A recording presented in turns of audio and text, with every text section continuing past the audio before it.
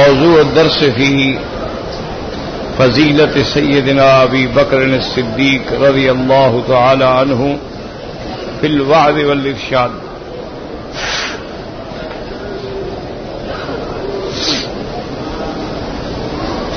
الحمد لله الحمد لله وكفى والصلاة والسلام على خاتم الأنبياء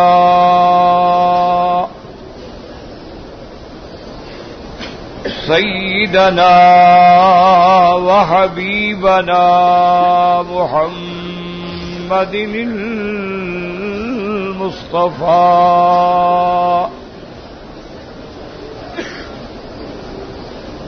وعلى آله المجتبى وأصحابه النجبى.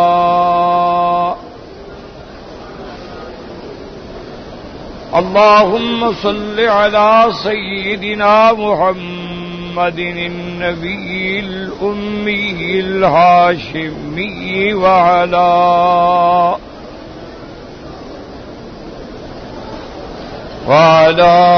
آله وأصحابه نجوم الهدى.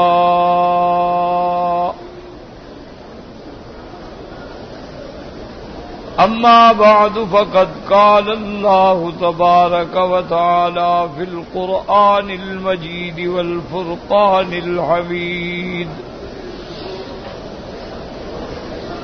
أعوذ بالله من الشيطان الرجيم. بسم الله الرحمن الرحيم.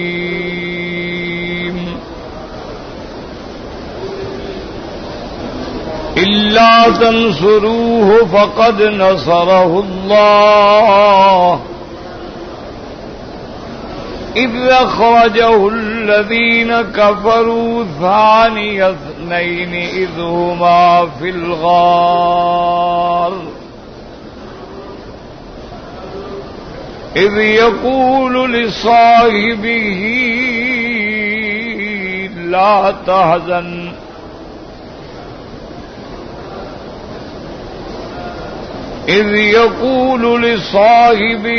لا تحزن إن الله معنا.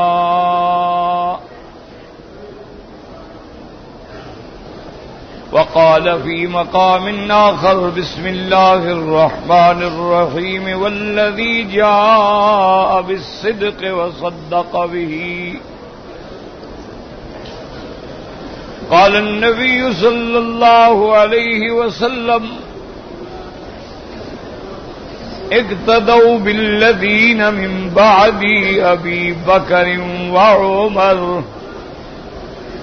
أو كما قال رسول الله صلى الله عليه وسلم.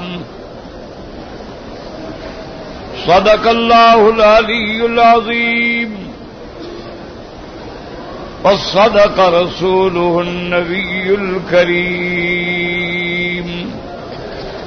سبحانك لا علم لنا إلا ما علمتنا إنك أنت العليم الحكيم. برادران اسلام، واجب الاحترام بزرگوں، دوستوں، بھائیوں، عزیز نوجوانوں، اللہ تبارک و تعالی کے کلام مقدس سے چند آیات مبارکہ اور آقا انعامدار حبیب کبریا خاتم الانبیاء سیدنا محمد مصطفیٰ صلی اللہ علیہ وعلی آلہ واصحابہ وسلم تسلیما کثیرا کثیرا کہ فرامین مبارکہ میں سے ایک حدیث تلاوت کی ہے. دعا فرمائیں کہ اللہ تبارک و تعالی اس عاجز کو مال اہل سیت عافیت کاملہ عاجلہ دائمہ اور حق بات بیان کرنے کی توفیق عطا فرمائیں. اللہ تبارک و تعالی آپ کو سننے اور سمجھنے کی اور ہم سب کو مل کر حق پر چلنے کی توفیق عطا فرمائیں. پروردگار عالم تمام آنے والوں کی حاضری، حج، عبادت، زیارت منظور و مقبول فرمائیں۔ آج کے درس میں جو میں نے آیات اور احادیث مبارک تلاوت کی ہیں، ان کا تعلق جو ہے وہ سیدنا ابی بکر الصدیق خلیفہ بلا فصل بالتحقیق اول الخلفاء وزیر النبی المصطفیٰ رضی اللہ تعالی عنہ کے بارے میں ہے۔ سیدنا ابی بکر رضی اللہ تعالی عنہ کے بارے میں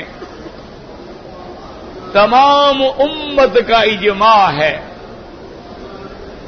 تمام صحابہ، تابعین، محدثین، فقہاء، علماء، اولیاء کا اتفاق ہے کہ اللہ کی سرزمین میں حضور صلی اللہ علیہ وسلم کے بعد اگر افضل ہے تو سیدنا ابو بکر ہے رضی اللہ تعالی عنہ وارضاہ۔ اور یہ بھی اللہ تبارک و تعالی کی رحمت سے اہل سنت والجماعت کا عقیدہ ہے، لیکن اگر کوئی مخالف نہ مانے، انکار نہیں کر سکتا کہ حضور کے بعد سب سے پہلا مسند خلافت پہ بیٹھنے والا ابو بکر ہے، اور جب حضور کا نام آئے صلی اللہ علیہ وسلم اور جب صحابی کا نام آئے تو رضی اللہ تعالی عنہ یہ اپنی عادت بنا لیں، فطرت ثانیہ بنا لیں۔ سیدنا ابو بکر رضی اللہ تعالی عنہ کا نام جو ہے عبداللہ ہے، ابی بکر آپ کی کنیت ہے اور صدیق آپ کا لقب ہے۔ اب علماء فرماتے ہیں کہ صدیق لقب ملنے کی وجہ کیا تھی؟ بعض علماء محدثین نے یہ لکھا ہے کہ جب سب سے پہلے میرے محبوب پہ اللہ کی وحی اتری، اللہ کا قرآن آیا، حضور نے اپنی رسالت اور نبوت کا اعلان فرمایا، تو مردوں میں سب سے پہلا ابی بکر ہے جو حضرت محمد مصطفیٰ کی تصدیق کی اور حضور صلی اللہ علیہ وسلم پہ ایمان لایا۔ یاد رکھ لیں، بعض روایات میں ہے کہ سب سے پہلے ایمان بی بی خدیجہ لائی ہے رضی اللہ تعالی عنہا، لیکن محدثین نے، علماء نے ان تمام احادیث کو جمع کیا ہے۔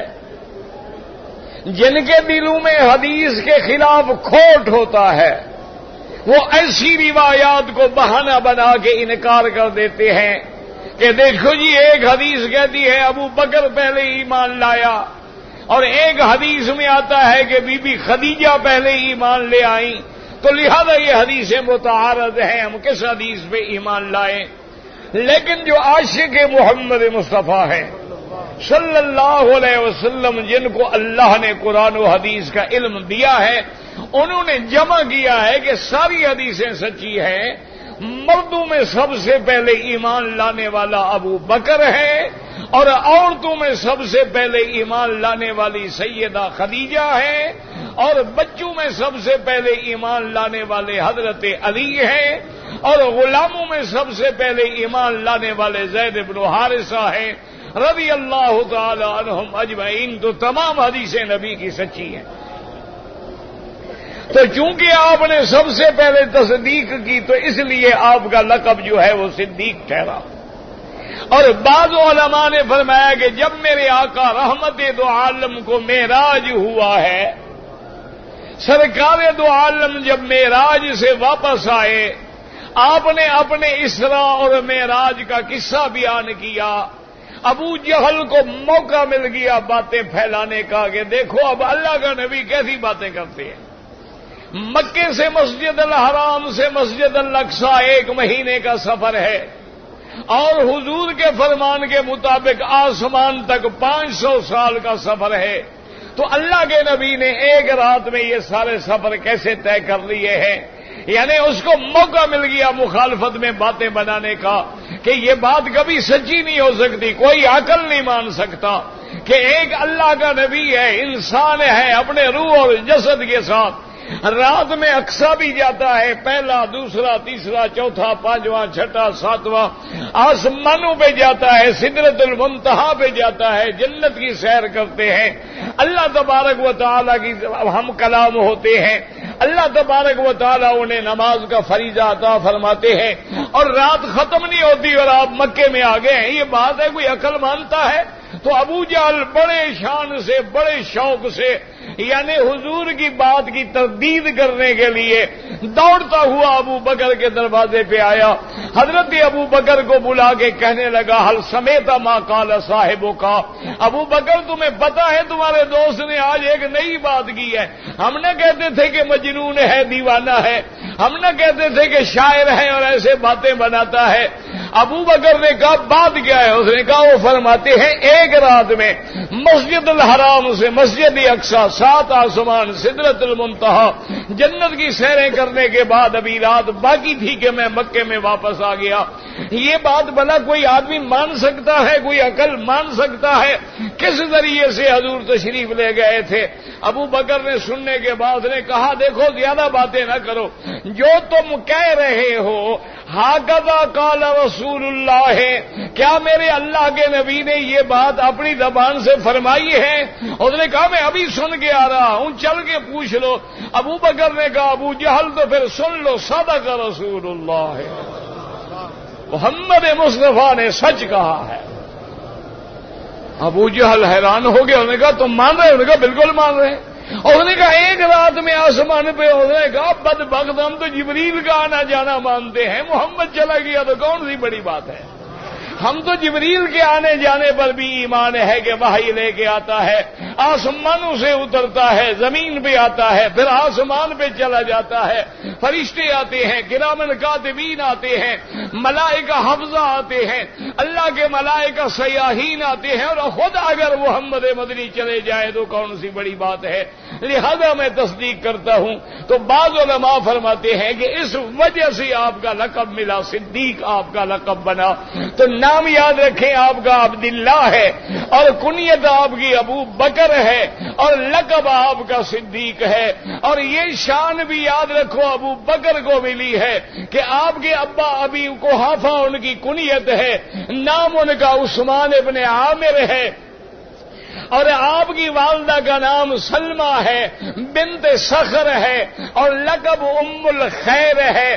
یہ بھی اسلام لے آئے، باپ بھی اسلام لے آیا، ماں بھی اسلام لے آئی، بیٹا عبداللہ ابن ابی بکر بھی اسلام لے آیا، محمد ابن ابی بکر بھی اسلام لے آیا، محمد ابن ابی بکر آپ کا پوتا بھی اسلام لے آیا، آپ کی بیوی بھی اسلام لے آئی، آپ کی بیٹیاں بھی اسما بھی اسلام لے آئی، آپ کے نواسے عبداللہ ابن زبیر بھی اسلام لے آئے، اور بی بی عائشہ نے تو آنکھ بھی اس وقت کھولی جب سارا گھر مسلمان ہو چکا تھا۔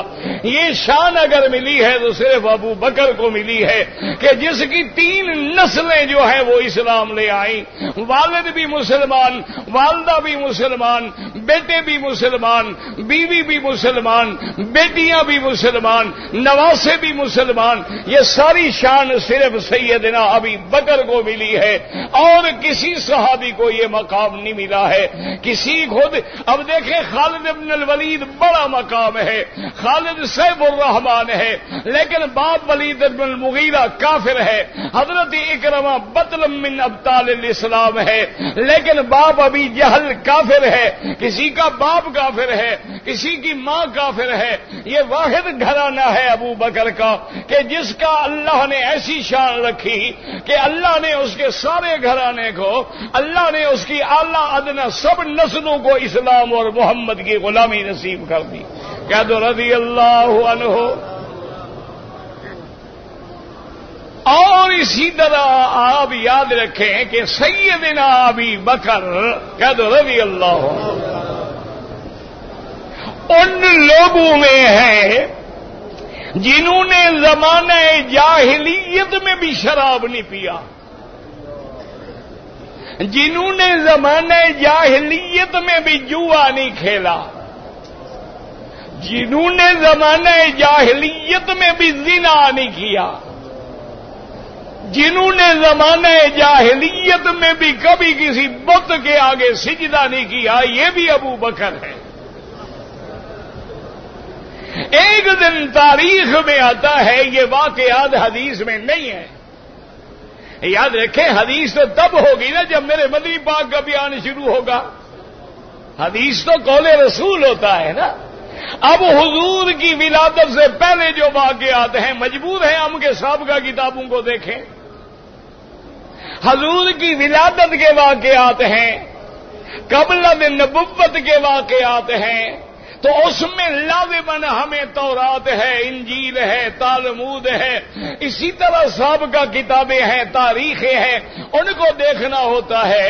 ابو بکر کے بارے میں بھی تاریخ میں ایک واقعہ آتا ہے کہ ان کے والد ابی قحافہ ان کو مجبور کرتے تھے کہ تم چل کے میرے ساتھ میرا جو خدا ہے، میرا جو صنم ہے، میرا جو الہ ہے، اس کے آگے چل کے عبادت کیا کرو، اس سے مدد مانگا کرو، اس کو سجدہ کیا کرو، لیکن ابو بکر نہیں مانتے تھے۔ ایک دن بابا نے مجبور کر کے ابو بکر کو پکڑ لیا، آخر باپ ہے، اور زبردستی ان کو اس مقام پہ لے گئے جہاں ان کے بت ہوتے تھے، جہاں ان کے بت رکھے ہوتے تھے، اور جہاں جا کے ابھی قحافہ عبادت کرتے تھے اسی جگہ جا کے ابو بکر کو بٹھایا اور کہا کہ میرے سامنے۔ اس نے کہا اچھا بات سنو ابا، تمہاری بات میں مانتا ہوں، لیکن عبادت کا مزہ تب آتا ہے جب آدمی اکیلا ہو، تنہا ہو، یہ تو تمہارے دکھانے کے لیے ہو گئی نا، آپ آرام سے جائیں، آج میں تنہا کام کروں گا۔ ابھی قحافہ خوش ہو گئے، چلے گئے۔ حضرت ابو بکر فرماتے ہیں میں نے بیٹھ گیا، کچھ دیر کے بعد دروازہ کھول کے تسلی کی کہ ابا چلے گئے۔ حضرت ابو بکر فرماتے ہیں کہ میں اس بت کے سامنے جا کے کھڑا ہو گیا جو میرے باپ کا خدا بنا ہوا تھا۔ میں نے کہا بات سنو، مجھے پیاس لگی ہے، پانی پلاؤ۔ اب بت پانی پلاتا ہے؟ ہاں جی نہ، یہ ہمارے ہندو جو ہیں، یہ جو دیوی دیوتا کے سامنے جاتے ہیں، وہ تو اگر کوئی دودھ بھی آئے تو خود پی جاتے ہیں، کبھی ان کو پلایا ہے؟ وہاں ایک دفعہ رسم چلی تھی نا کہ ایک دیوی دیوتا ان کا دودھ پی رہا ہے، اوپر سے پائپ لگایا ہوا تھا۔ اچھا چلو لگایا ہوا تھا یا پی رہا تھا، لیکن تمہیں تو کچھ نہیں پلاتا کہ پلاتا ہے؟ ہاں جی نہیں، سیدھی بات تو کرو نا اللہ کے گھر میں۔ بھئی ہندو اگر بت سے مانگے بت پلاتا ہے؟ اچھا اگر سکھ اپنے گرو سے مانگے وہ کچھ دے سکتا ہے؟ وہ نہیں دے سکتا، لیکن تمہیں تو ماشاءاللہ قبروں سے سب کچھ مل جاتا ہے۔ نہیں ملتا نہ، نہیں ملتا تو کیوں جاتے ہو، کیوں ٹکرے مارتے ہو، کیوں نوراتے بیٹھتے ہو، کیوں اعتکاف کرتے ہو، کیوں منتیں مانتے ہو، کیوں ہاتھ باندھ کے کھڑے ہوتے ہو، گانے گا رہے ہوتے ہو؟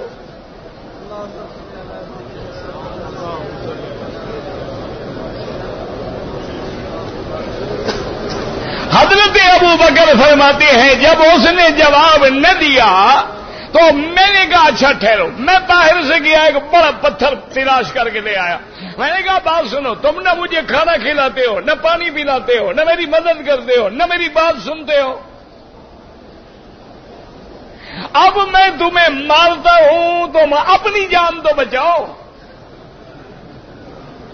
بھئی چلو میری مدد نہ کرو، اپنی حفاظت تو کرو۔ حضرت ابو بکر فرماتے ہیں رضی اللہ تعالی عنہ کہ میں نے زور سے پتھر مار کے چورا چورا کر دیا جیسے ابراہیم علیہ السلام نے توڑا تھا۔ دروازہ بند کر کے میں غائب ہو گیا۔ کافی دیر گزر گئی، ابا بڑے خوش ہیں کہ آج ابو بکر کو ماشاءاللہ دیکھے نا مزہ آ گیا نا آج میرے خدا کے پاس۔ کافی دیر گزری، آ گئے، دروازہ کھولا، اندر گئے، ابو بکر بھی نہیں اور خدا ٹوٹا پھوٹا پڑا ہے۔ نہ جو ٹوٹ پھوٹ جائیں وہ بھی خدا ہوتے ہیں، نا؟ سیدھی بات بتاؤ، جو بیمار ہو جائے وہ بھی خدا ہوتا ہے، اور جن پہ موت آ جائے وہ بھی خدا اور مشکل کشا ہوتا ہے۔ ابھی کو آپ غصے میں دوڑے آئے، گھر آئے، ڈھونڈا، تلاش کیا، اپنی بیوی سے پوچھا، ابو بکر کی اما سے پوچھا، آئی نا ابھی بکر، ابو بکر کدھر ہے؟ آپ بیوی نے کہا کیا بات ہے، کیوں ناراض ہو رہے؟ اس نے کہا واللہ آج مجھے ابو بکر ملے میں سزا دوں گا، آج اس نے میرے خدا کو توڑ دیا ہے۔ اچھا، بندہ خدا کو توڑ دیتا ہے؟ اچھا خدا ہے بھی جس کو بندے توڑ دیں؟ پتہ ہے ماں نے کیا کہا؟ اس نے کہا یا ابی قحافہ، کہنے لگی ابو بکر کے ابا میرے بیٹے کو کچھ نہ کہنا، میرے بیٹے کو کچھ نہ کہنا، یہ ابھی بکر ابھی میرے پیٹ میں تھا، اور میں ایک وادی سے گزری تو آواز آئی کہ یا امت اللہ بالتحقیق ابشری بالولد العتیق لقبہ فی السماء صدیق وہو للنبی صاحب ورفیق۔ مجھے آواز آئی اے اللہ کی بندی، ہم تجھے مبارک دیتے ہیں، تیرے پیٹ میں جو بچہ ہے وہ بڑا آزاد بچہ ہے، وہ کفر سے آزاد بچہ ہے، اور اس کا لقب آسمانوں میں صدیق ہے، اور وہ ایک نبی پیدا ہوں گے حضرت محمد مصطفیٰ، وہ ان کا صاحب و رفیق ہے۔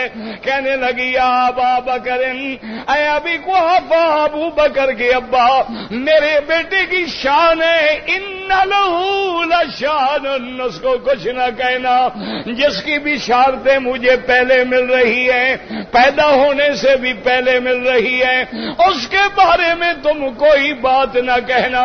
سیدنا ابی بکر رضی اللہ تعالیٰ عنہ کے باپ خاموش ہو گئے ہیں، اور ابھی نبوت نہیں ملی ہے، لیکن ابو بکر نے میرے مدنی سے اپنا تعلق قائم کر لیا ہے۔ روزانہ مجلسیں ہوتی ہیں، حضور کی خدمت میں آتے ہیں، حضور کی خدمت میں بیٹھتے ہیں۔ حضرت ابو بکر فرماتے ہیں حضور کے اخلاق حسنہ کا، آپ کے اخلاق جمیلہ کا، آپ کے جمال کا، آپ کی صداقت کا، آپ کی دیانت کا میرے دل پہ اثر تھا، اس لیے جب میرے مدنی نے آ کے فرمایا قولوا لا الہ الا اللہ محمد الرسول اللہ، ابو بکر فرماتے ہیں خدا کی قسم میں نے ایک منٹ بھی سوچنے میں نہیں لگایا، حضور نے حکم دیا اور میں نے فوراً کلمہ پڑھ لیا، اشہد ان لا الہ الا اللہ واشہد ان محمد رسول اللہ۔ یہ ابو بکر ہے جس کی محنت سے حضرت عثمان اسلام لائے، جس کی محنت سے زبیر ابن العوام اسلام لائے، جس کی محنت سے عبد الرحمن ابن عوف اسلام لائے۔ یعنی کتابیں اٹھا کے دیکھ لیں، وہ 10 مبشرہ، وہ 10 صحابہ جن کو اللہ کے نبی نے جنت کی بشارت دی ہے، ان میں 6 جو ہیں ان کی اسلام لانے کا ذریعہ حضرت ابی بکر ہیں۔ کہہ دو رضی اللہ تعالیٰ عنہ، یہ صاحب النبی المصطفیٰ ہے، یہ صاحب رسول اللہ ہے، یہ سیدنا ابی بکر ہیں۔ یاد رکھو کہ سیدنا علی، کہہ دو رضی اللہ عنہ۔ اللہ درود شریف پڑھ لیا کرو نا، درود شریف محبت سے پڑھ لیں، محبت ہے۔ اور جو کھڑے ہو نا میرے بھائی، جہاں کھڑے ہو بیٹھ جاؤ، یہاں کھڑے ہو بیٹھ جاؤ، اللہ کے حرم میں جگہ ہے، ذرا اچھا نہیں لگتا کھڑا ہوا آدمی، آرام سے بیٹھ جاؤ، درود شریف پڑھو، سب رحمت ہوگی۔ اللہ کی رحمت آئے گی، جگہ بھی بن جائے گی، انشاءاللہ بات بھی پہنچ جائے گی۔ اب دیکھیں سیدنا علی کہہ دو رضی اللہ عنہ۔ یاد رکھو مسلمانوں، ہم اہل سنت والجماعت کا عقیدہ ہے میرے مدنی کے صحابہ میں سب سے افضل جو ہے پہلا نمبر ابو بکر ہے، عمر، عثمان و علی ہے۔ ہمارا ایمان صحابہ پہ بھی ہے، اہل بیت رسول پہ بھی ہے۔ ہم صدیق کی صداقت کے قائل ہیں، فاروق کی عدالت کے قائل ہیں، عثمان کے حیا کے قائل ہیں، علی کی قضا کے قائل ہیں، حسنین کی شہادت کے قائل ہیں، اہل بیت کی عظمت کے قائل ہیں، اولیاء کی کرامت کے قائل ہیں۔ الحمدللہ اب حضرت علی کا فرمان سنیں، حضرت علی کا زمانہ ہے، آپ خلیفۃ المسلمین ہیں، آپ خلیفہ محمد مصطفیٰ ہیں، آپ چوتھے نمبر پہ تشریف لائے ہیں۔ ایک آدمی آ کے کھڑا ہے، حضرت علی مجلس میں بیٹھے ہوئے ہیں، آ کے پوچھتا ہے، آ کے سوال کرتا ہے، یا امیر المومنین حضرت علی ایک بات بتائیں، من اعلم فی اصحاب رسول اللہ، حضور کے صحابہ میں سب سے بڑا علم والا کون ہے، سب سے بڑا عالم کون ہے؟ کیونکہ اس کا عقیدہ تھا کہ حضرت علی جو ہے وہ سب سے بڑے عالم ہیں، مدینۃ العلم حضور ہے، اس کا دروازہ حضرت علی ہے۔ اس لیے سوال کیا، من اعلم فی اصحاب رسول اللہ، حضور کے صحابہ میں سب سے بڑا عالم کون ہے؟ حضرت علی نے فرمایا سب سے بڑا عالم ابی بکر ہے۔ سب سے بڑا عالم کون ہے؟ وہ بندہ حیران ہو گیا، اس نے کہا کیا کہہ رہے ہیں آپ؟ ابھی بکر سب سے بڑا عالم ہے؟ فرمایا ہاں۔ اس نے کہا دلیل کیا ہے؟ اس نے کہا حضور نے فرمایا فَلْيَؤُمُّكُمْ أَعْلَمُكُمْ، حضور نے فرمایا اگر نماز کا وقت ہو جائے 10 بندے کھڑے ہیں، امام اس کو بناؤ جو سب سے بڑا عالم ہو۔ یہ حضور کی حدیث ہے کہ نہیں ہے؟ اس نے کہا حضور کی حدیث ہے۔ اس نے کہا پھر جس کو مدنی نے سارے صحابہ کی موجودگی میں اپنے مصلی پہ کھڑا کیا ہو، اس سے بڑا عالم کون ہو سکتا ہے؟ حضور نے فرمایا تھا مروا ابا بکر فلیصلی بالناس، ابو بکر کو حکم دو کہ میرے مصلی پہ کھڑا ہو کے نماز پڑھائے۔ تو معلوم ہوا کہ سب سے بڑا عالم کون ہے؟ سب سے بڑا عالم کون ہے؟ ابو بکر ہے رضی اللہ عنہ۔ اس نے پوچھا حضرت اچھا یہ بات بتائیں، سب سے بڑا عالم تو ابو بکر ہے، لیکن سب سے بڑا بہادر کون ہے؟ اب بہادر تو حضرت علی مشہور تھے نا، حضرت علی کی شجاعت تو مشہور ہے دنیا کے اندر۔ حضرت علی رضی اللہ تعالیٰ عنہ سے پوچھا کہ صحابہ میں سب سے بڑا بہادر کون ہے؟ حضرت علی فرماتی ہیں میں نے کہا سب سے بڑا بہادر جو ہے وہ بھی ابی بکر ہے۔ سب سے بڑا بہادر کون ہے؟ یہ کون کہہ رہا ہے؟ یہ ہم نہیں کہہ رہے، کہنے والا کون ہے؟ علی رضی اللہ۔ علی کے ماننے والوں ابو بکر کے قدموں میں آ جاؤ۔ اگر علی کے ماننے والے ابو بکر کے قدموں میں نہیں آؤ گے، قیامت میں نہ تیرا نبی ہوگا نہ تیرا علی ہوگا۔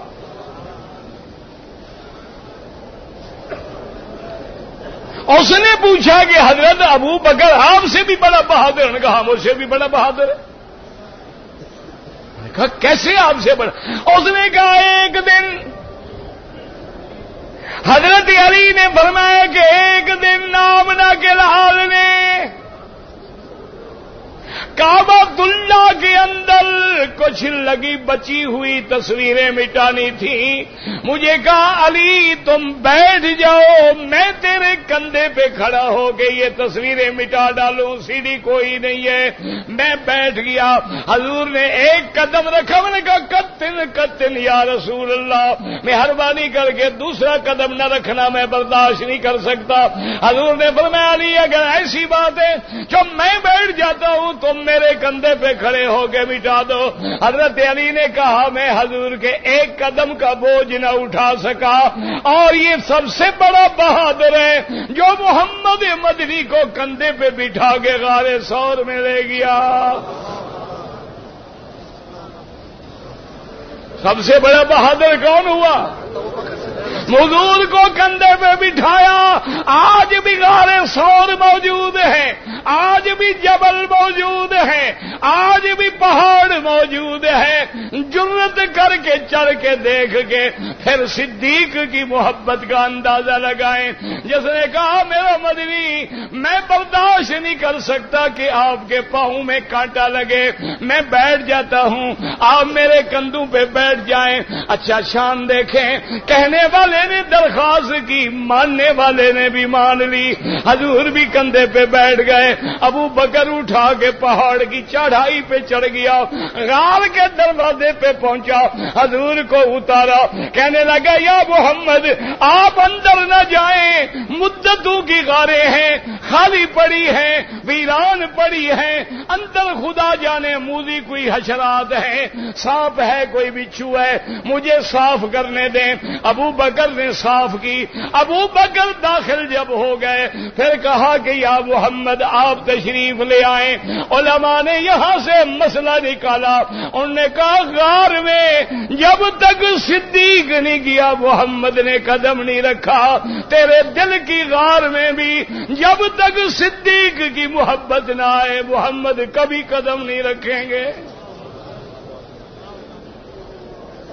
کہہ دو صلی اللہ علیہ وسلم، اور درود شریف تو پڑھا کرو، کیا ہو گیا حاجی تمہیں؟ اللہ اکبر، اللہم صلی علی، شوق سے درود پڑھو۔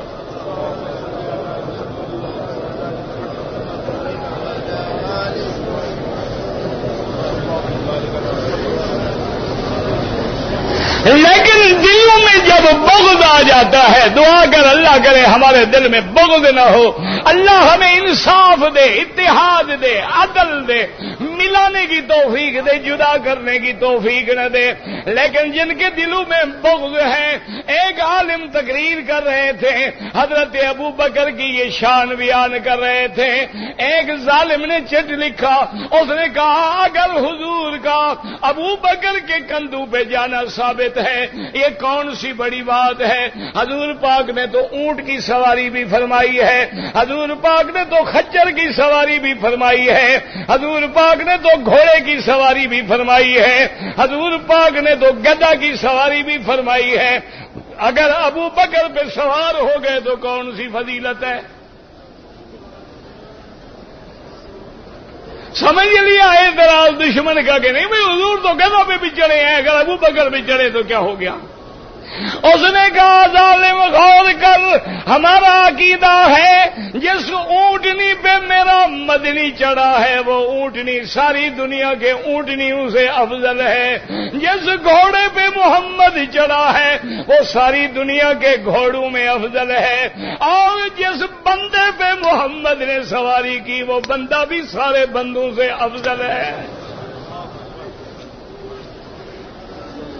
کہہ دو رضی اللہ عنہ وارضاہ، اللہم صلی علی سیدنا محمد وعلی آل سیدنا محمد کما صلیت علی ابراہیم وعلی آل ابراہیم فی العالمین انک حمید مجید۔ اسی کعبۃ اللہ میں یہاں آج آپ بیٹھے ہیں، کہہ دو الحمدللہ، شکر کرو گے اللہ پھر لے آئے گا۔ اسی لیے ہے نا کہ طواف الوداع میں آدمی دعا کرے کہ یا اللہ لا تجعل آخر العہد، یا اللہ یہ میرا آخری پھیرا نہ ہو، جب تک زندگی رہے تیرے دروازے پہ آتا رہوں۔ جب تک زندہ رہوں تیرے مکے مدینے میں آتا رہوں، جب تک زندہ رہوں عرفات کے فیض اٹھاتا رہوں، جب تک زندہ رہوں حج کی سعادت سے سرفراز رہوں۔ اور دل سے دعا کرو جن غریبوں نے نہیں کیا اللہ ان کو بھی حج نصیب فرما دے، یا اللہ ان کو بھی مکہ مدینہ دکھلا دے، یا اللہ خزائن غیب تیرے ہاتھ میں ہیں، اگر غریب ہیں ان کو غنی بنا دے، مشکلات ہیں تو حل کر دے، اور تمام عالم اسلام کے مسلمانوں کی حفاظت فرما دے۔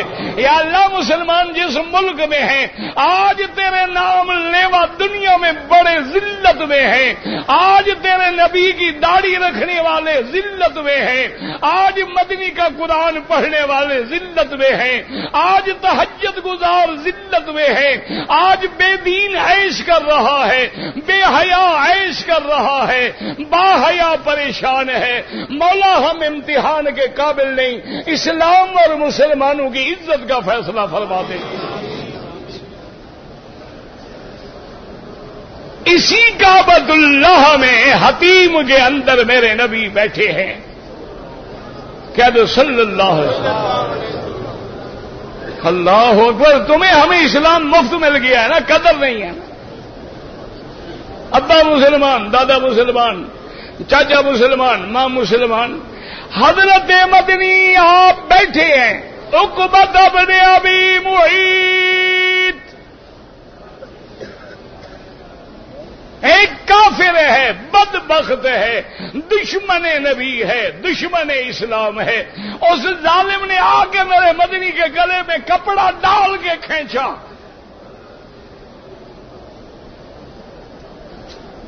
ہاں مسلمانوں دیکھو میرے مدنی نے کتنی تکلیفیں اٹھائی ہیں،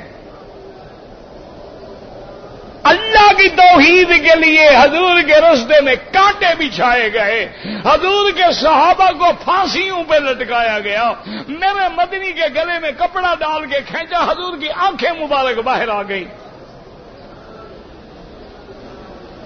کسی نے جا کے ابو بکر کو بتلایا، ابو بکر دوڑتا ہوا آیا اور غصے میں آ کے عقبہ کے سینے میں ہاتھ مارا، عقبہ پیچھے جا پڑا، اور ابو بکر کیا کہتا ہے اتقتلون رجلا، واہ ابو بکر، اتقتلون رجلا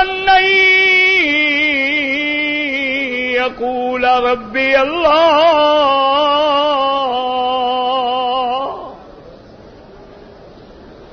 کہتا ہے ظالمو اس بندے کو قتل کرنا چاہتے ہو جس کا جرم کیا ہے؟ کہتا ہے کہ میرا خدا، کیا جرم ہے؟ نہیں ماننا چاہتے ہو نہ مانو، کلمہ نہیں پڑھنا چاہتے ہو نہ پڑھو، لیکن اس نے کیا کہہ دیا ہے؟ یہی تو کہتا ہے اتقتلون رجلا یقول ربی اللہ۔ اب کافروں نے حضور کو چھوڑ دیا، ابو بکر پہ اتنا مار پڑی، عتبہ بن ربیعہ نے آ کے نعوذ باللہ اپنا جوتا اتار کے ابو بکر کے چہرے پہ مارنا شروع کیا۔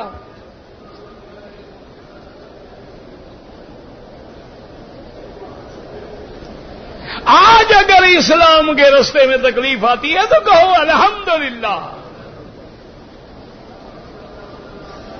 حضرت ابی بکر کا چہرہ مبارک پھول گیا، بدن زخموں سے چور ہو گیا۔ بنو تیم قبیلے کو خبر ملی، بنو تیم قبیلہ ہے نا قریش کا جسے ابو بکر ہے، قبیلے والے دوڑ کے آئے، کپڑا بچھا کے ابو بکر کو اوپر ڈال کے کپڑا پکڑ کے ابو بکر کے گھر لے گئے۔ ابو بکر بے ہوش ہیں، قبیلے کے لوگ بیٹھے ہوئے ہیں اور سارے قسمیں کھا رہے ہیں کہ واللہ اللہ کی قسم ہے اگر ابو بکر فوت ہو گیا ہم عتبہ بن ربیعہ سے بدلہ لیں گے قتل کا۔ یہ باتیں کر رہے ہیں تو ابو بکر کو ہوش آیا، سارے متوجہ ہو گئے، ابو بکر کی اماں بھی متوجہ ہو گئی۔ جب قریب آئی پہلا لفظ جو نکلا وہ یہ تھا کیف رسول اللہ، اللہ اکبر۔ عاشق ہو تم بھی تو عاشق ہو نا، اور انگوٹھے چومنا آسان ہے، محمد پہ قربان ہونا بڑا مشکل ہے، اور جھنڈیاں لگانا آسان ہے، سنت پہ چلنا بڑا مشکل ہے، جلوس نکالنے بڑے آسان ہیں، لیکن نبی کے دامن کو پکڑ کے اتباع کرنی بڑی مشکل ہے۔ پہلا لفظ کیا ہے؟ کیف رسول اللہ۔ کہتے ہیں اماں میری فکر نہ کر، مجھے بتا میرے محمد کا کیا حال ہے۔ بنو تیم کے جو بڑے بڑے سردار بیٹھے تھے انہوں نے کہا اچھا جس کی وجہ سے مار پڑی ہے یہ ابھی بھی علوی کی بات کرتے ہیں، چلو چھوڑو پھر ہم بھی ابو بکر کا ساتھ نہیں دیتے۔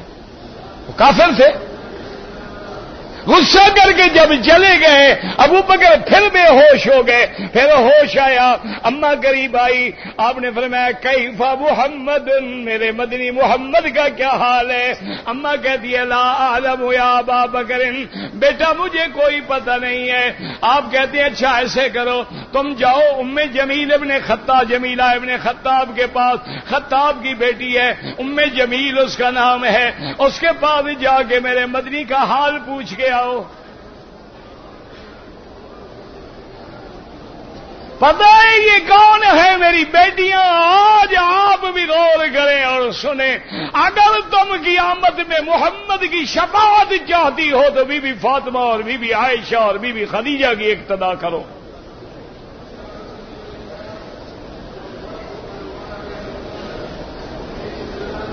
یہ کون ہے ام جمیل؟ یہ خطاب کی بیٹی ہے، عمر کی بہن ہے، حضرت عمر بن خطاب ہے، یہ ام جمیل بنت خطاب ہے، عمر کی بہن ہے، مسلمان ہو چکی ہے۔ ابو بکر کو تو پتہ ہے نا، اماں سے کہا، ام الخیر سے کہا مہربانی کر کے جاؤ ام جمیل سے پوچھ کے آؤ، ماں ہے مجبور ہے، آ گئی ام جمیل کے پاس۔ لیکن اس زمانے میں عورتیں بھی ماشاءاللہ بڑی مضبوط تھیں، اس نے کہا کون ہو تم، کیا کہتی ہو؟ عمر کی بہن ہے، مذاق تو نہیں ہے نا؟ اس نے کہا میں پوچھنے آئی ہوں ابو بکر نے مجھے کہا میں نہیں جانتی کون ہے ابو بکر۔ اس نے کہا میں پوچھنے آئی ہوں کہ حضرت محمد مدنی کی طبیعت، انہوں نے کہا میں نہیں جانتی۔ کیوں؟ اسلام کمزور تھا، ضعیف تھے، ہر آدمی اسلام چھپاتا تھا۔ وہ بیچاری گھبرا گئی کہ کہیں جا کر یہ ظاہر نہ کر دے۔ انہوں نے کہا اچھا بی بی اگر آپ نہیں جانتی، مجھے ابو بکر نے بھیجا تھا، نہیں جانتی تمہاری مجبوری ہے۔ انہوں نے کہا اچھا بات سنو، ایک بات ہو سکتی ہے، اگر تم کہو تو میں چل کے ابو بکر کو بھی دیکھ لوں۔ یعنی راز نہیں کھولا، کیسے کھل سکتا ہے؟ اور یاد رکھو یہ ایمان کی بیٹیاں تھیں نا، بی بی اسماء کی عمر 7 سال ہے، بی بی اسماء بنت ابی بکر، میری بیٹیاں دیکھیں، بی بی اسماء ہے، عمر 7 سال ہے، ابو جہل جیسا گرانڈیل سامنے کھڑا ہے، پوچھتا این محمد و این ابو کے، اے اسماء بتلاؤ محمد مدنی کہاں ہے اور تیرا ابا کہاں ہے؟ اس نے کہا واللہ لا ادری این بلغوا، مجھے نہیں پتا کہ اب کہاں ہوں گے۔ ابو جہل نے تھپڑ مارا بی بی اسماء کے چہرے پہ، آج بھی کتابیں اٹھا کے دیکھ لیں، دائیں رخسار پہ تھپڑ مارا، بائیں رخسار کی بالی جو تھی کان سے نکل کے ایک فرلانگ دور جا گری۔ ابو جہل 6 فٹ کا لمبا تڑنگا کافر تھا، کٹا۔ بی بی اسماء پھول ہے، بچی ہے، 7 سال کی عمر ہے، بائیں بازو کی بالی جو تھی ٹوٹ کے جا پڑی، اور اس کے بعد بھی وہ کھڑی ہے اور کہتی ہے ابھی جال مجھے مار ڈالو، واللہ لا ادری، میں نہیں جانتی۔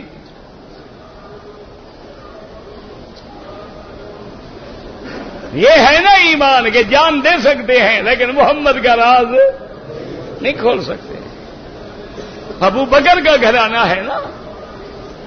ام جمیل چل کے آتی ہے، ابو بکر ابھی تک صاحب فراش ہیں، اور جب ام الخیر ان کی اماں کسی کام کے لیے ادھر ادھر جاتی ہیں تو فوراً ام جمیل کہتی ہیں تمن یا ابا بکر ان محمد و خیر، مدنی خیریت سے ہیں۔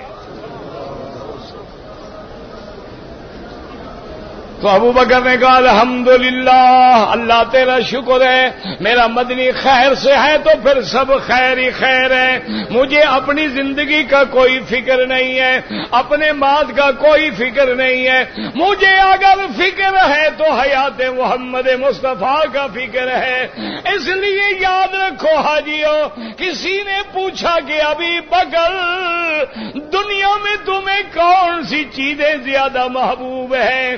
حضرت ابو بکر کہتی ہیں حبب الی بثلاث، دنیا میں 3 چیزیں ہیں جو مجھے محبوب ہیں۔ صحابہ نے پوچھا وہ کون سی ہے؟ کہنے لگا المال فی ید رسول اللہ، مال میرا ہو، ہاتھ محمد کا ہو، اللہ کے راستے میں لٹاتا رہے۔ انہوں نے پوچھا دوسری کیا چیز ہے؟ کہنے لگا البنت فی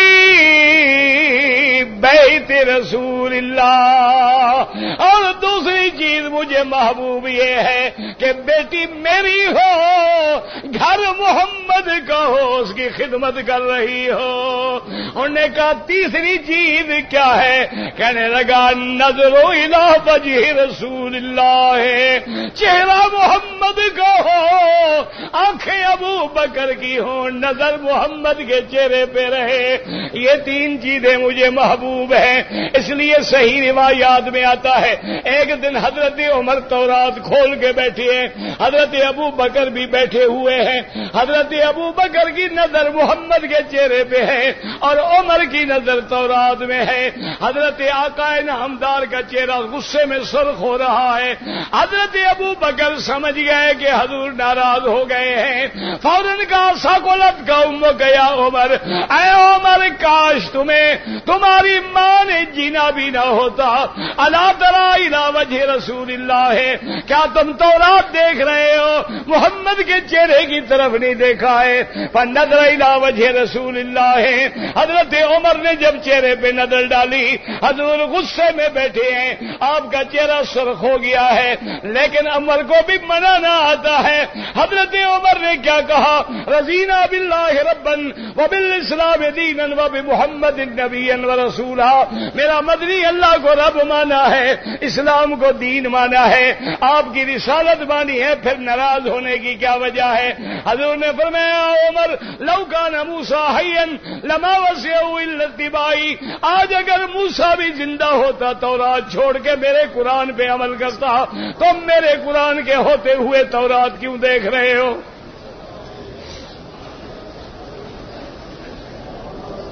تو پتہ ہے علماء کیا کہتے ہیں؟ وہ کہتے ہیں عمر کی نظر تورات پہ تھی، لیکن ابو بکر کی نظر محمد مدنی کے چہرے پہ تھی۔ اسی طرح غزوہ تبوک ہے، غزوہ ذی العسرہ ہے، حضور نے اعلان فرمایا ہے، چندے کا اعلان فرمایا ہے۔ آج حضرت عمر کہتی ہیں واللہ میرے گھر میں بڑا مال ہے، میں نے سوچ لیا ہے آج میں ابو بکر سے نمبر لے جاؤں گا، میں نے مال تقسیم کر دیا ہے، آدھا مال لے کے آیا ہوں۔ حضرت عثمان نے ڈھیر لگا دیا ہے، صحابہ نے بھی ڈھیر لگا دیا ہے۔ حضور پاک نے جب سب کا مال آ گیا، آپ نے پوچھا عمر تم کیا لائے ہو؟ حضرت عمر نے کہا قسم تو بین مالی یا محمد صلی اللہ علیہ وسلم، میں نے مال کو تقسیم کر دیا ہے، آدھا گھر چھوڑا ہے، آدھا میں لے کے آیا ہوں۔ آپ پوچھتے آئے، حضرت عمر فرماتی ہے میں خوش بیٹھا ہوں، آج یا میں نمبر لے جاؤں گا یا عثمان نمبر لے جائیں گے۔ حضرت عثمان نے حضور کے سامنے ڈھیر لگا دیا ہے اور وعدہ بھی کیا ہے کہ یا رسول اللہ 100 اونٹ میں سامان کے ساتھ بھی دوں گا۔ آپ نے فرمایا اور بڑھاؤ، انہوں نے کہا 200 اونٹ دوں گا۔ آپ نے فرمایا اور بڑھاؤ، انہوں نے کہا یا رسول اللہ میں 300 اونٹ جو ہے آپ کی خدمت میں پیش کروں گا۔ سارے خوش بیٹھی ہیں۔ آخر میں نظر ڈالی حضور نے حضرت ابو بکر پہ، فرمایا ابھی بازا جیتے ابی بکر، ابو بکر تم کیا مال لائے ہو؟ انہوں نے کہا یا رسول اللہ کی قسم ہے میں نے گھر کی ساری تلاشی لے لی ہے اور سارے گھر میں جو کچھ بھی پڑا تھا سارا گٹھڑی میں باندھ کے اللہ کا نام گھر میں چھوڑا، سب کچھ جو تھا لے کے دربار میں آیا ہوں۔ حضرت عمر کہتے ہیں رحم اللہ ابا بکر، ابا بکر اللہ تجھ پہ رحمت کرے، تو کسی کو نمبر نہیں لانے دیتا، آج بھی تو سب کچھ لے کے نمبر لے گیا ہے۔ سیدنا ابی بکر رضی اللہ تعالیٰ عنہ میرے مدنی کے ہم سفر ہیں، حضور سفر میں ہیں، ایک جگہ حضور آئے، آپ نے قافلے کو رکنے کا حکم دے دیا ہے، بی بی عائشہ صدیقہ کہہ دو رضی اللہ تعالیٰ عنہ۔ یہ عائشہ کون ہے؟ یہ بنت صدیق ہے، اس لیے امام مالک کہہ دو رحمت اللہ علیہ، اللہ ہر امام بے رحمت فرمائے۔ مسلمانوں ادب سیکھو، سب ائمہ برحق ہیں، محدثین برحق ہیں، فقہا برحق ہیں، اولیاء برحق ہیں، لیکن سب قرآن و سنت کے تابع ہیں۔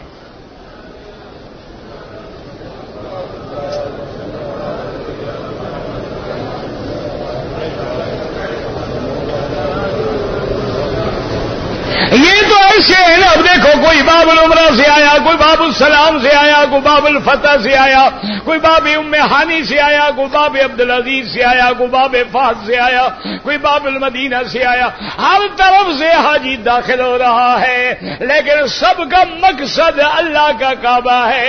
اسی لیے کسی نے ابو حنیفہ سے پڑھا، کسی نے شافعی سے پڑھا، کسی نے مالک سے پڑھا، کسی نے امام احمد سے پڑھا ہے، پڑھا سب مختلف ہے، لیکن سب سے پڑھا قرآن اور حدیث محمد مصطفیٰ ہے۔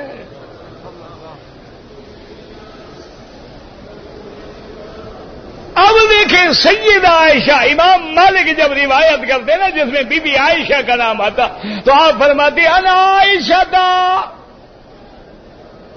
سنیں یہ ہے نا عاشق رسول اللہ، انا عائشہ دا صدیقہ بنت صدیق رضی اللہ تعالی عنہا زوجۃ النبی المصطفیٰ المبرات من السماء رضی اللہ عنہا قالت قال رسول اللہ، فرماتے تھے کون عائشہ؟ جو صدیقہ ہے، صدیق کی بیٹی ہے، حرم محمد مصطفیٰ ہے، اور جس کی برات کا خود خدا گواہ ہے، وہ بی بی کہتی ہے کہ حضور نے فرمایا ہے۔ اب دیکھیں حضور کا قافلہ رک گیا، بی بی عائشہ باہر گئی اپنی انسانی ضروریات کے پورا کرنے کے لیے، گلے میں ایک ہار تھا ٹوٹ گیا، پتہ نہیں گر گیا کیسے ہوا، بی بی واپس آئی ہار نہیں ہے، سونے چاندی کا ہار نہیں تھا، ایسے دھاگے تھے اس میں سیپے میپے لگی ہوئی تھی۔ اب جب حضور بیدار ہوئے، قافلے کے چلنے کا وقت آیا، بی بی عائشہ نے کہا یا رسول اللہ میرا تو ہار گر گیا ہے۔ حضور نے حکم فرمایا صحابہ کو کہ ہار تلاش کرو۔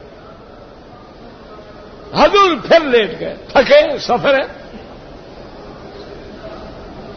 صحابہ تلاش کر رہے ہیں، ہار نہیں ملا،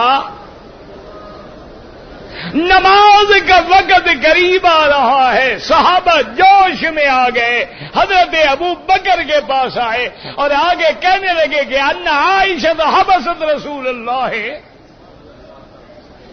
انہوں نے آ کے کہا ابو بکر عجیب بات ہے، تیری بیٹی ہے عائشہ، اس نے اللہ کے نبی کو روک دیا ہے، قافلہ روک دیا ہے، ہار ملے نہ ملے ہماری نماز جا رہی ہے۔ حضرت ابو بکر غصے میں آ گئے، جوش میں آ گئے، جلال میں آ گیا ابو بکر۔ آپ آئے خیمے میں کیا دیکھتے ہیں کہ بی بی عائشہ آلتی پالتی مار کے بیٹھی ہے، محمد مدنی کا سر مبارک عائشہ کی گود میں ہے اور حضور سو رہے ہیں۔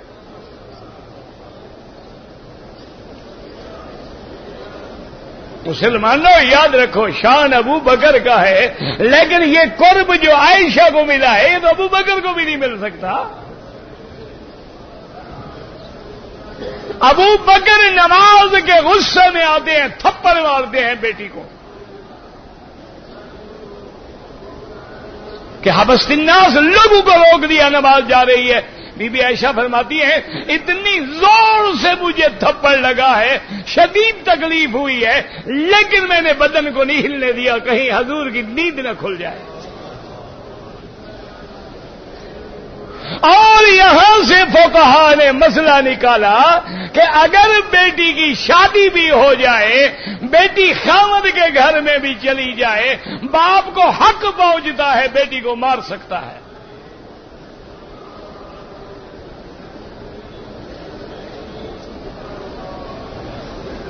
اب حضور بیدار ہوئے، اپنے فرمایا ابو بکر کیا بات ہے؟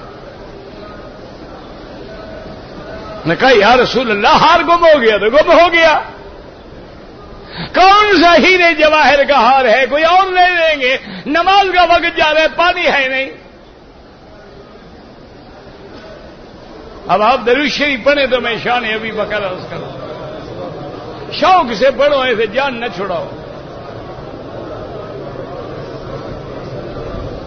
ایک آپ درود نہیں پڑھتے، ایک آپ دعا نہیں کرتے، دیکھ رہے ہو کیسا حال میرا پسینے سے ہو رہا ہے۔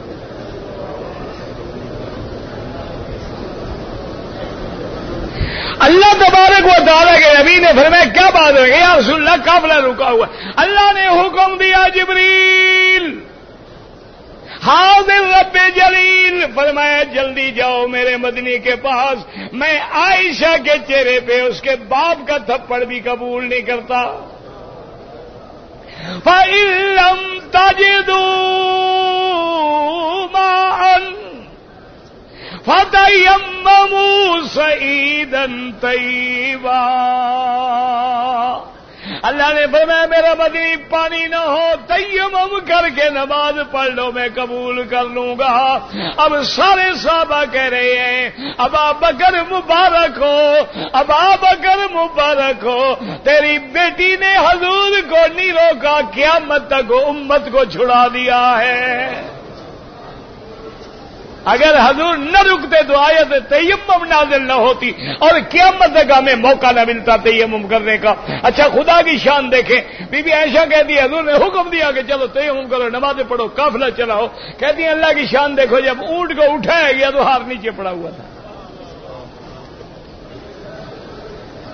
تو یہ آیت تیمم کا سبب بھی ابی بکر کا گھرانہ ہے، اور یہ ابا بکر ہے جس کے بارے میں قرآن کہتا ہے والذی جاء بالصدق وصدق بہ، مفسرین نے لکھا صدق کے ساتھ آنے والا کون ہے؟ کہہ دو محمد رسول اللہ۔ وصدق بہ، اور اس کی تصدیق کرنے والا کون ہے؟ کہہ دو ابی بکر رضی اللہ تعالی عنہ۔ زندگی باقی تو بات باقی، دعا کریں اللہ اس عاجز کو بھی صحت عطا فرما دے، میری کمزوریاں بیماریاں دور فرما دے، ہر بیمار کو شفا دے، اور میری بیٹیاں بہنیں جو بیٹھی ہیں مہربانی کر کے جلدی سے عورتوں میں چلی جائیں یا انڈر گراؤنڈ چلی جائیں، نہ اپنی نمازیں خراب کریں نہ لوگوں کی نمازیں آگے کھڑی ہو کے خراب کریں۔ آپ آرام سے اب نیچے انڈر گراؤنڈ سارا حرم خالی ہے، سکون سے جا کے نماز پڑھیں، نماز کے بعد سوالات سننے کے لیے آ جائیں، مرد بیٹھے رہو، عورتوں کو راستہ دے دو نیچے جانے کا، یا پیچھے بھی عورتوں کا مقام ہے۔ ربنا تقبل منا انک انت السمیع العلیم، اللهم اجعل لنا وللمسلمين من كل هم فرجا ومن كل ضيق مخرجا ومن كل بلاء عافيا، اللهم اشفنا واشف مرضانا ومرضى من اوصانا ومرضى المسلمين، اللهم اشفنا واشف مرضانا وارحم موتانا واستجب دعانا ولا تخيب رجانا يا اكرم الاكرمين، حسبنا الله ونعم الوكيل، نعم المولى ونعم النصير انصرنا فإنك خير الناصرين وافتح لنا فإنك خير الفاتحين واغفر لنا فإنك خير الغافرين وارحمنا فإنك خير الراحمين وارزقنا فإنك خير الرازقين واهدنا ونجنا من القوم الظالمين اللهم انصر الإسلام والمسلمين اللهم انصر المجاهدين في كل مكان اللهم اهلك أعداءك أعداء الدين اللهم انزل عليهم باسك الذي لا يرد عن القوم المجرمين اللهم احفظ سائر بلاد المسلمين وهذا البلد الأمين واجعل آمنا مطمئنا سخاء رخاء إلى يوم الدين برحمتك يا أرحم الراحمين اللهم اجعلنا في زمانك وأمانك وإحسانك اللهم ارزقنا صحة في الجسد وصلاحا في الولد ورزقا في البلد من غير كد ولا نكد ببركته قل هو الله أحد الله الصمد لم يلد ولم يولد ولم يكن له كفوا أحد ربنا آتنا في الدنيا حسنة وفي الآخرة حسنة وقنا عذاب النار سبحان ربك رب العزة عما يصفون وسلام على المرسلين والحمد لله رب العالمين صلی اللہ تعالی علی خیر خلقہ سیدنا محمد وعلی آلہ وصحبہ اجمعین اللہم صل علی سیدنا محمد وعلی آل سیدنا محمد کما صلیت علی ابراہیم وعلی آل ابراہیم فی العالمین انک حمید مجید انک حمید مجید انک حمید مجید انك حميد مجيد انك حميد مجيد انك حميد مجيد انك حميد مجيد